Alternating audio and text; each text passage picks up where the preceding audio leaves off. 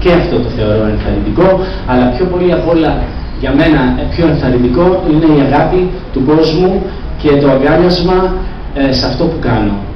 Λοιπόν, χωρίς να μακρηγορήσω παραπάνω, θα δώσω το μικρόφωνο στη Μαρία να σας πει 2 λόγια και μετά θα αρχίσουμε. Και να μην ξεχνάμε και κάτι, ότι είπα ότι αυτό θα είναι διαφορετικό. Θα τραγουδήσουμε κιόλας. Έχω κάνει μια επιλογή γιατί το βιβλίο μου είναι βασισμένο και στη μουσική και στο τραγούδι, και όποιος το έχει διαβάσει θα το διαβάσει, θα δείτε ότι κατά καιρούς αναφέρομαι σε τραγούδια. Και νομίζω ότι αυτό είναι κάτι το οποίο το κάνουμε όλοι. Οι πιο σημαντικές στιγμές της ζωής μας, αν το καλοσκεφτούμε, είναι συνυφασμένες με κάποια τραγούδια. Είτε περνάμε καλά, είτε περνάμε άσχημα, οτιδήποτε, κάποιο τραγούδι εκείνη τη στιγμή μας αγγίζει μια χορδή. Σωστά? Λοιπόν, ευχαριστώ πάρα πολύ και πάλι. Έλα Μαρία.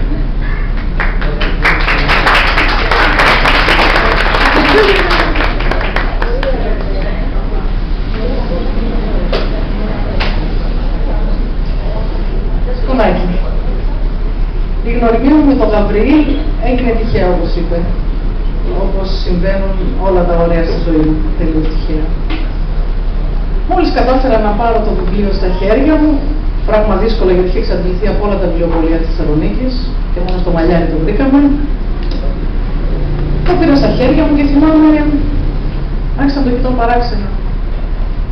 Δεν στάθηκα ούτε στο όνομα, ούτε στην τέλεια φωτογραφία. Στάθηκα σε 2 λέξεις. Βιογραφικό μυθιστόρημα.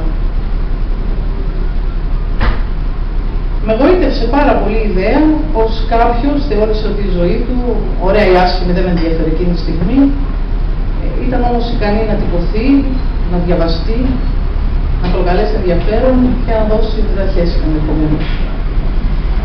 Η γραφή του προκάλεσε θαυμασμό γιατί ήταν ιδιαίτερη, αβίαστη, έχει μια ευγένεια, ένα βάθος, πολύ δυνατές εικόνες και ένα ήθος που πραγματικά με σκλάβωσε.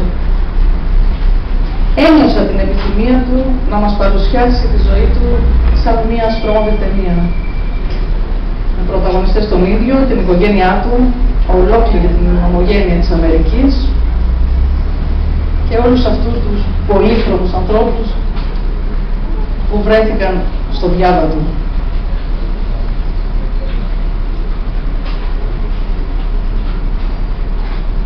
Όλα τα δυσάρεστα και όλα τα βία συναισθήματα που από την αρχή φάνηκαν στο βιβλίο μας ήρθαν φιλτραρισμένα, με κομψότητα.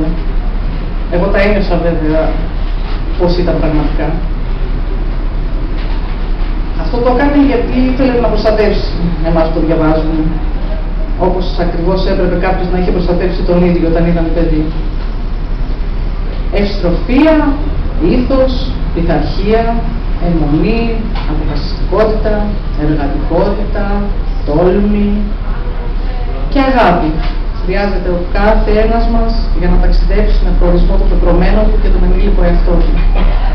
Ο δικός μας είχε όλα αυτά στις αποσκευές του, συν τη σημαντικότερο την ευχή της μάνας του.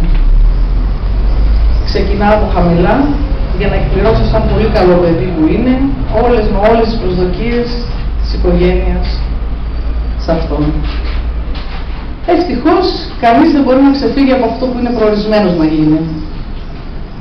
Έτσι, παρόλες τις αδεξιότητες, με ό,τι και αν καταπιάνεται, το διαβολάκι μέσα του προσπαθεί να το παρασύρει στον κακό τον δρόμο, αλλά εκείνος δυστυχώς για το διαβολάκι πετυχαίνει.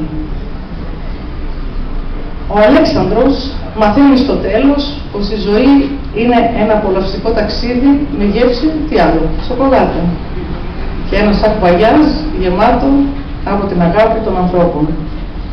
Ένα ταξίδι χωρίς αερόσακο, γιατί σε όλη τη διαδρομή είχε επίγνωση των κινδύνων. Οι άνθρωποι αγαπούν όσο μπορούν και όπως μπορούν, αλλά ο καθένας πάντα με το δικό του μοναδικό τρόπο. Ο Αλέξανδρος είναι ένα μικρό αγόρι κομμένο στο κρεβάτι του και ονειρεύεται να σπουδάσει χημεία και να κάνει μεταπτυχιακό και μάστερ, να ζήσει στην Αμερική και να ταξιδέψει σε εξωτικούς προορισμούς, να ερωτευτεί και να τον αγαπήσουν δίχως όρια. να γίνει διάσημος τραγουδοποιός, να βγάλει πολλά χρήματα, να γνωρίσει και να καθίσει στο ίδιο τραπέζι με σπουδαίες προσωπικότητες, να φτιάξει μια μουσική μπάντα, να κυκλοφορήσει δίσκο με τη φωνή του σε μεγάλη εταιρεία παραγωγής, να γίνει Αμερικανός πολίτης, να απορρίψει μια καλοπληρωμένη δουλειά σε φαρμακοβιομηχανική έρευνα, γιατί είναι απλά πολύ ρομαντικός για να το κάνει. Και τέλος, να μάθει την ιστορία της οικογένειας του πατέρα, για να τον καταλάβει, για να τον συγχωρήσει για αυτή την αδιαφορία και βιότητά του. Ναι, Αλέξανδρε, όλα όσα ονειρεύτηκες, θα το πραγματοποιήσεις μια μέρα, γιατί έχεις γεννηθεί εκλεκτός, χαρισματικός και στη φωνή και στην πένα. Έχεις γεννηθεί για να γράψεις και να τραγουδάς. Δεν το θες. Και μια συμβουλή για το τέλος, δική σου συμβουλή για το βιβλίο. Πάντα να προχωράς, να μην αφήνεσαι στην απογοήτευση. Όσο μένουν οι άνθρωποι προσκολλημένοι στα παλιά και αρνούνται να αποκολληθούν, τόσο πιο πολύ βυθίζονται στην κινούμενη άμα της ανυπαρξίας. Ευχή δική μου και ευχή όλων μας, το μυθιστόρημά σου να είναι καλοτάξιδο, να αγγίξει τις ψυχές όλων των αναγνωστών όπως ακριβώς άγγιξε τη δική μου.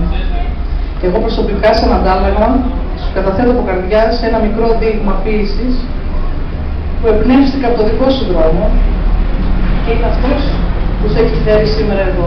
Στο κρατούσα για έκπληξη, δεν το ξέρεις αυτό. Θα σου πω πρώτα το βήμα, είναι πολύ μικρό, δεν θα σου κουράσω, και στο τέλος θα σου πω τον τίτλο και θα καταλάβεις γιατί. Πελώρια απόσταση χώριζε το χρόνο του σε εποχές. Ο πάνω τόπος το μέλλον, το πήγαινε και το αγνάνει. Ο κάτω τόπος το παρελθόν. Η γη, το έλα και το μείνε. Ώρα για πολλά χρόνια το πόδι. Ευτυχία και πάνω και κάτω. Το τραγούδι. Μα το τότε πυκνός καπνός ωκεανού, εμπόδιο ξανά στα ονείρατά του. Και ο τίτλος αυτού, μαθαίνοντας ταγκό. Ευχαριστώ.